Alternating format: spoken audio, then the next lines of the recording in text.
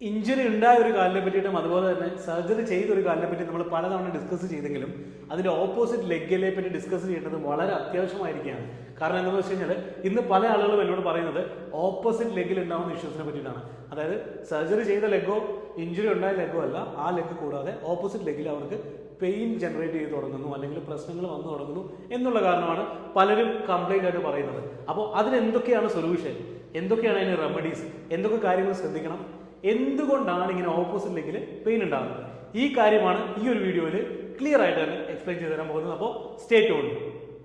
ഇവിടെ വീണ്ടും വീണ്ടും ഞാൻ പറയുന്നത് സ്റ്റോറി തന്നെയാണ്. ഏത് സ്റ്റോറിയാണ്? നിങ്ങൾക്ക് ഇഞ്ചുറി ഉണ്ടായ ആ കാലത്തെ സ്റ്റോറി ഒന്ന് ആലോചിച്ച് നോക്കിയേ.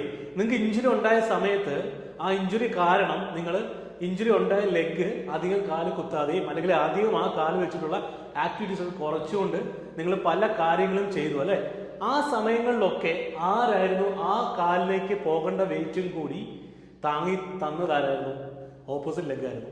അതായത് ഇഞ്ചുറി ഉണ്ടായ കാലം തൊട്ടിട്ട് നിങ്ങൾ പോലും അറിയാതെ നിങ്ങൾ പല ആക്ടിവിറ്റീസ് ചെയ്യുമ്പോഴും കൂടുതൽ എഫേർട്ട് കൊടുക്കുന്നത് ഓപ്പോസിറ്റ് ലെഗിലാണ്.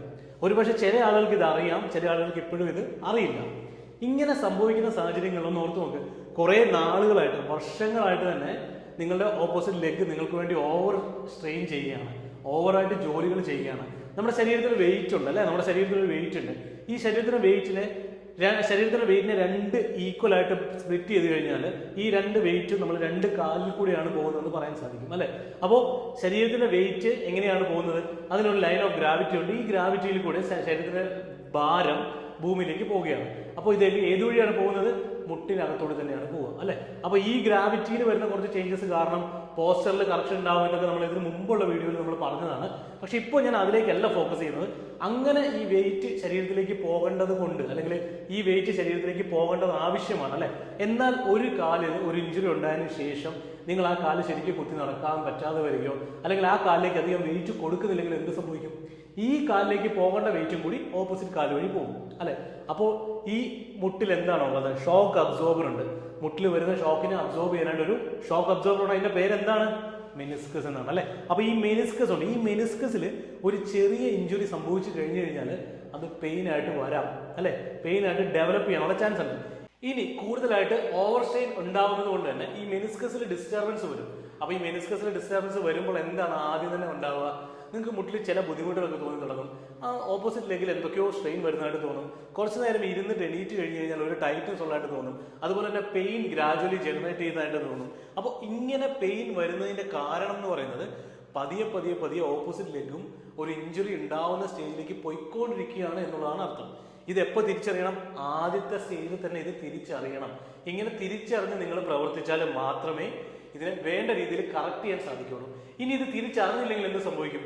ഓപ്പോസിറ്റ് ലെഗിൽ ഇഞ്ചുറി ഉണ്ടായി, ആ ഇഞ്ചുറിക്ക് വേണ്ടി നിങ്ങൾ മാനേജ്മെന്റ് ചെയ്തു, എക്സസൈസ് ചെയ്തു, എല്ലാ കാര്യങ്ങളും ക്ലിയർ ആയിട്ട് തന്നെ നിങ്ങൾ ചെയ്യുന്നുണ്ട്. പക്ഷേ ഓപ്പോസിറ്റ് ലെഗിലും നിങ്ങൾ ഈ പറഞ്ഞ കാര്യങ്ങളൊന്നും ചെയ്തില്ലെങ്കിൽ ആ ഓപ്പോസിറ്റ് ലെഗിൽ സെക്കൻഡറി പെയിൻ ജനറേറ്റ് ആകും. അപ്പോൾ അതിനുശേഷം വീണ്ടും നിങ്ങൾ അതിന് കൺസൾട്ടേഷൻ ചെയ്യും. അതിന് പെയിൻ കൂടിക്കഴിഞ്ഞാൽ നിങ്ങൾ വീണ്ടും MRI എടുക്കുമ്പോൾ അവിടെ നിങ്ങൾക്ക് അറിയാൻ പറ്റും ഒരു മെനിസ്കൽ ഇഞ്ചുറി ഉണ്ടാവുന്നു എന്നുള്ളത്. ഇവിടെ ACL ഇഞ്ചുറി ഉണ്ടാവണമെങ്കിൽ ഒരു ട്വിസ്റ്റിംഗ് മൂവ്മെന്റ് ഒക്കെ ആവശ്യമാണെങ്കിൽ ഇവിടെ ഒരു കാരണം കൂടാതെ ഒരു മെനിസ്കൽ ഇഞ്ചുറി ഉണ്ടാവുന്നതായിട്ട് കാണാം. അപ്പോൾ ഇതിന് പെയിനായിട്ട് കാരണം എന്ന് പറയുന്നത് കുറേയധികം നാളുകളായിട്ട് ഈ ലെഗിന് നിങ്ങൾ ഓവർ സ്ട്രെയിൻ ചെയ്യുന്നു എന്നുള്ളതുകൊണ്ടാണ്. ഇതിൽ ഏറ്റവും കൂടുതൽ കോമൺ ആയിട്ട് വന്നിരിക്കുന്ന ആരെല്ലാമെന്നറിയോ? ഇഞ്ചുറി ഉണ്ടായിട്ട് അതിന് വേണ്ട മാനേജ്മെന്റ് ഒന്നും ചെയ്യാതെ കുറേയധികം നാളുകൾ ഈ പറഞ്ഞ കാര്യങ്ങൾ വെച്ചുകൊണ്ട് പോയി, ആ ഇഞ്ചുറി അങ്ങനെ തന്നെ വെച്ചുകൊണ്ട് പോയി, അവസാനം ഈ ഇഞ്ചുറി ഒരു സിവിയർ സ്റ്റേജിൽ എത്തിയതിനു ശേഷം ഒന്നെങ്കിൽ ഫിസിയോതെറാപ്പി ചെയ്യാം അല്ലെങ്കിൽ സർജറി ചെയ്യണം എന്നുള്ള തീരുമാനത്തിലേക്ക് എത്തുന്ന ആളുകളുണ്ടാവും. അപ്പോൾ ഈ ആളുകൾ ഇങ്ങനെ എക്സസൈസ് ചെയ്യാൻ തുടങ്ങിക്കഴിഞ്ഞ് കുറച്ച് നാളുകൾക്ക് ശേഷമാണ് പറയുന്നത് എൻ്റെ ഓപ്പോസിറ്റ് ലെഗിലും ഇപ്പോൾ പെയിൻ വരാൻ തുടങ്ങിയിട്ടുണ്ട് സാർ എന്ന് പറയുക. അപ്പോൾ അതിന് കാരണം എന്താണ്? ഒന്ന് ആലോചിച്ച് നോക്കിയേ. നിങ്ങൾ പലവർക്കും, ഇപ്പോൾ നിങ്ങൾ ഈ വീഡിയോ കാണുന്ന പലവർക്കും ഇഞ്ചുറി ഉണ്ടായത് 2021 അപ്പോഴും ആ സമയത്തുണ്ടായ ഇഞ്ചുറി ഇപ്പോഴും നിങ്ങൾ വെച്ചുകൊണ്ടിരിക്കുകയാണ്. ഒരു MRI ഒക്കെ എടുത്തിട്ട് ലിഗമെന്റിൽ പ്രശ്നമുണ്ട്, മെനിസ്കസിൽ പ്രശ്നമുണ്ടെന്ന് നിങ്ങൾക്ക് അറിയാമായിരുന്നിട്ടും അല്ലെങ്കിൽ കൺഫേം ആയിട്ടൊരു സർജൻ നിങ്ങളോട് പറഞ്ഞു ഇതിന് സർജിക്കൽ റിപ്പയർ ചെയ്യണം എന്ന് ഒരുപക്ഷെ പറഞ്ഞിട്ടും നിങ്ങൾ ഇത് മാനേജ് ചെയ്ത് പോവുകയാണ്. എന്തിനാണ് മാനേജ് ചെയ്ത് പോകുന്നത് ചോദിച്ചു കഴിഞ്ഞാൽ നിങ്ങൾക്ക് പോലും അറിയില്ല. കാരണം എന്താണെന്ന് വെച്ച് കഴിഞ്ഞാൽ ഇത് സർജറി ഇല്ലാണ്ട് ഒഴിവാക്കാം എന്ന് പലരും നിങ്ങളോട് പറഞ്ഞിട്ടുണ്ടാവും. സർജറി ഒന്നും ചെയ്യാതെ ഈ ഒരു ഇഞ്ചുറി കംപ്ലീറ്റ് ആയിട്ട് ക്യൂർ ചെയ്യാമെന്ന് നിങ്ങളോട് പലരും പറഞ്ഞിട്ടുണ്ടാവും. അങ്ങനെ പറഞ്ഞിട്ടുണ്ടെങ്കിൽ ഇത് കംപ്ലീറ്റ്ലി ഞാൻ പറയുന്നത് തെറ്റായിട്ടുള്ള കാര്യമാണ്. എന്തുകൊണ്ടാണെന്ന് വെച്ച് കഴിഞ്ഞാൽ ഈ നീഡ് ഓഫ് ദ സർജറി നമ്മളുടെ ടീമിനെ കോൺടാക്ട് ചെയ്തിരിക്കുന്ന അല്ലെ നമ്മുടെ സർവീസ് എടുത്തിരിക്കുന്ന ആളുകൾക്ക് അറിയാം നമ്മളുടെ നീഡ് ഓഫ് സർജറി ഇവാലുവേഷനെ പറ്റിയിട്ട്. കാരണം ഒരു എക്സസൈസ് പ്രോട്ടോകോൾ സജസ്റ്റ് ചെയ്തിട്ട് ഈ എക്സസൈസ് പ്രോട്ടോകോൾ കൊണ്ട് താങ്കൾക്ക് ബെനിഫിറ്റ് ഉണ്ടാകുന്നതെന്ന് കണ്ടു കഴിഞ്ഞു കഴിഞ്ഞാൽ അല്ലെങ്കിൽ താങ്കൾക്ക് ഇംപ്രൂവ്മെന്റ് ഇല്ലെന്ന് കണ്ടു കഴിഞ്ഞാൽ ഇമ്മീഡിയറ്റ്ലി നമ്മൾ എന്ത് പറയും? നീഡ് ഓഫ് സർജറി ഇവാലുവേഷൻ നടത്തും. എന്നിട്ട് നമ്മൾ പറയും നിങ്ങൾ സർജറി ചെയ്യണം. അതാണ് non surgical rehab protocol follow ചെയ്യുമ്പോൾ ക്ലിയർ ആയിട്ട് പറയാതെ എന്താണ്, ഒരു പക്ഷേ നിങ്ങൾക്ക് ഈ റീഹാബ് പ്രോട്ടോകോൾ ഫോളോ ചെയ്യുന്നത് കൊണ്ട് ഈ പറയുന്ന റിക്കവറി എന്നുള്ളത് ഇല്ലെങ്കിൽ അവിടെ നിങ്ങൾക്ക് റിക്കവറി ലഭിക്കും, ഇത് തന്നെ കണ്ടിന്യൂ ചെയ്താൽ മതി എന്ന് പറഞ്ഞ് നിങ്ങളെ അന്ധമായി പറഞ്ഞ് പറ്റിച്ചിട്ട് നിങ്ങളെ മുമ്പോട്ട് കൊണ്ടുപോകാനായിട്ട് ഞങ്ങളുടെ ടീം ഉദ്ദേശിക്കുന്നില്ല. അതുകൊണ്ട് തന്നെ എന്ത് പറയും? നിങ്ങൾ ഇതിന് സർജറി ചെയ്യേണ്ടി വരാം, ചാൻസസ് ആർ ദെയർ എന്ന് ക്ലിയർ ആയിട്ട് ആദ്യമേ തന്നെ പറഞ്ഞു തരും അല്ലേ. ഞാൻ പറയാണ്, ഈ ഒരു സ്റ്റേജ് വരെ എക്സസൈസ് ചെയ്ത് നോക്കാം, എന്നിട്ട് മാറ്റമൊന്നും ഇല്ലെങ്കിൽ മാത്രം നമുക്ക് നീഡ് ഓഫ് സർജറി ഇവാലുവേഷൻ ചെയ്യാം. മാറ്റമൊന്നും ഇല്ലെങ്കിൽ എന്ന് പറയാൻ കാരണം എക്സസൈസ് നമ്മൾ ചെയ്യുമ്പോഴേ മനസ്സിലാവുള്ളൂ മുട്ട് എത്രത്തോളം സ്ട്രെങ്ത് ആവുന്നുണ്ടെന്നുള്ളത്. എന്നാൽ മാത്രമേ നമുക്ക് പറയാൻ സാധിക്കുകയുള്ളൂ മസിൽ സ്ട്രെങ്തനിങ് കൊണ്ടിട്ട് താങ്കൾക്ക് സിംറ്റംസ് കുറയുന്നുണ്ടോ. അങ്ങനെ സിംറ്റംസ് കുറയുന്നുണ്ടെങ്കിൽ പിന്നെ മറ്റുള്ള ആവശ്യങ്ങളൊന്നും തന്നെ ഇല്ല. മനസ്സിലായോ?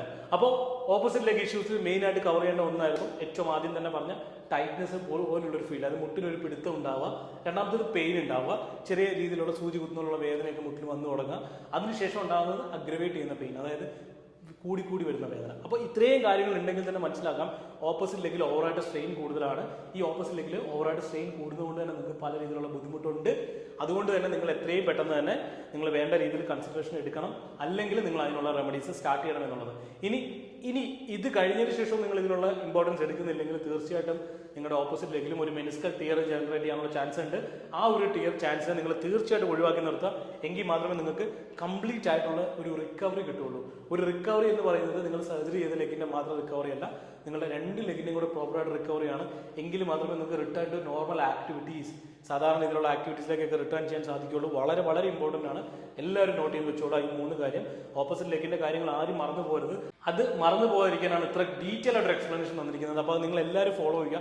ഇനി അടുത്ത കാര്യങ്ങൾ കൂടുതൽ പ്രിസൈസ്ഡ് ആയിട്ട് കാര്യങ്ങൾ അറിയേണ്ടവർക്ക് കോൺടാക്ട് ചെയ്യുന്നതാണ്. കോൺടാക്ട് ചെയ്യുന്ന നമ്പർ കൊടുത്തിട്ടുണ്ട്. അതനുസരിച്ച് നിങ്ങൾക്ക് വരുന്ന മെസ്സേജ് അനുസരിച്ച് തീർച്ചയായിട്ടും നിങ്ങൾക്ക് റിപ്ലൈ കിട്ടുന്നതായിരിക്കും.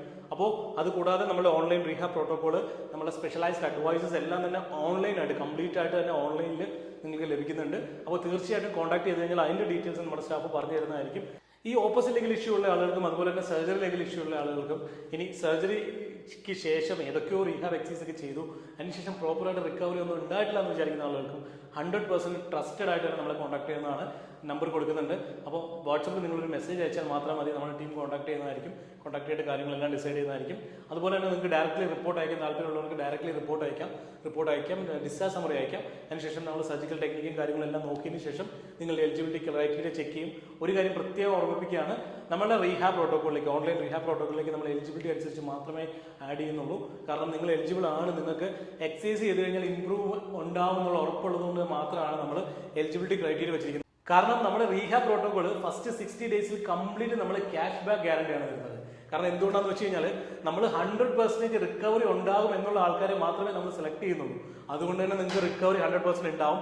അതുകൊണ്ട് തന്നെ ഞങ്ങൾ പറയുന്നത് ഫസ്റ്റ് 60 ഡേയ്സിൽ ഞങ്ങൾ തരുന്നത് ക്യാഷ് ബാക്ക് ഗ്യാരണ്ടിയാണ്. അപ്പോൾ ഈ ഒരു ഗ്യാരണ്ടി നിങ്ങൾക്ക് യൂട്ടിലൈസ് ചെയ്യാം മാക്സിമം. അതുകൊണ്ട് തന്നെ പേടിക്കേണ്ട, you can trust 100% and immediately you can apply and you can contact our number. ഞാൻ നമ്പർ കൊടുക്കുന്നുണ്ട്. നമ്മുടെ ടീമിനെ കോൺടാക്ട് ചെയ്ത് കഴിഞ്ഞാൽ അവർ എത്രയും പെട്ടെന്ന് നിങ്ങളെ കോൺടാക്ട് ചെയ്തിട്ട് നിങ്ങൾക്ക് വേണ്ട കാര്യങ്ങളും അഡ്വൈസും തരുന്നതായിരിക്കും. അപ്പോൾ സ്റ്റേ ട്യൂൺ. പുതിയ ഓഫേഴ്സും കാര്യങ്ങളും എല്ലാം നിങ്ങൾക്ക് ലഭിക്കാനായിട്ട് നമ്മുടെ വാട്സപ്പ് ഗ്രൂപ്പ് ഉണ്ട്, ഗ്രൂപ്പിലേക്ക് ജോയിൻ ചെയ്യുന്നതാണ്. അപ്പോൾ നിങ്ങളുടെ ഇഞ്ചുറി അതും നിങ്ങളുടെ എലിജിബിലിറ്റി നോക്കിയിട്ടാണ്. ഒരു ജനറൽ ഗ്രൂപ്പ് ഓൾറെഡി നമ്മുടെ വീഡിയോയുടെ ഡിസ്ക്രിപ്ഷനിൽ ആഡ് ചെയ്യുന്നുണ്ടാവും. ഡിസ്ക്രിപ്ഷൻ ചെക്ക് ചെയ്ത് കഴിഞ്ഞാൽ ആ ജനറൽ ഗ്രൂപ്പിലേക്ക് നിങ്ങൾക്ക് ആഡ് ആവുന്നതാണ്. അവിടെ ലിഗമെന്റ് റിലേറ്റഡ് ഇഞ്ചുറി ഡിസ്കഷൻസ് നടക്കുന്നുണ്ടാവും. അവിടെ കംപ്ലീറ്റ്ലി ലിഗമെന്റ് റിലേറ്റഡ് ഇഞ്ചുറി, നീല് ലിഗമെന്റ് റിലേറ്റഡ് ഇഞ്ചുറിയുടെ ആളുകളാണ് എല്ലാവരും തന്നെ. അപ്പോൾ അവരുടെ ഇടയിൽ അവരുടെ കോൺവെർസേഷൻ ഞങ്ങൾ മോണിറ്റർ ചെയ്യുന്നുണ്ടാവും. ഞാൻ ഉൾപ്പെടെയുള്ള ആളുകൾ അതിനകത്തേക്ക് ഓഡിയോ മെസ്സേജസും ഗൈഡൻസും കൊടുക്കുന്നുണ്ടാവും. അപ്പോൾ അതിനകത്തേക്ക് നിങ്ങൾക്ക് ജോയിൻ ചെയ്യാം. ഇനി അത് കൂടാതെ നമ്മുടെ പ്രിസൈസ്ഡ് ആയിട്ടുള്ള എലിജിബിലിറ്റി ക്രൈറ്റീരിയ എല്ലാം ക്രോസ് ആവുന്ന ആളുകൾക്ക് വേണ്ടി മാത്രം നമ്മൾ സെപ്പറേറ്റ് ഒരു വാട്സപ്പ് ഗ്രൂപ്പ്, 2-3 വാട്സപ്പ് ഗ്രൂപ്പ് ഉണ്ട്. അപ്പോൾ ഇതിനകത്തേക്ക് സർജറി ചെയ്ത ആളുകൾക്കുണ്ട്, നോൺ സർജിക്കൽ റിഹാബ് ചെയ്യുന്ന ആളുകൾക്കുണ്ട്, ആംഗിൾ സ്പെയിൻ ഉള്ള ആളുകൾക്കുണ്ട്. അപ്പോൾ ഇതൊക്കെ നിങ്ങൾ യൂട്ടിലൈസ് ചെയ്യുക മാക്സിമം. അപ്പോൾ നിങ്ങളുടെ എലിജിബിലിറ്റി അറിയണമെങ്കിൽ കോൺടാക്ട് ചെയ്യുക, റിപ്പോർട്ട്സ് അയക്കുക. ഇത് കണ്ടതിന് ശേഷം നമ്മൾ പ്രിസൈസ്ഡ് ആയിട്ടുള്ള മറുപടി നിങ്ങൾക്ക് തരുന്നതായിരിക്കും. അപ്പോൾ stay tune. This is Rahul signing out.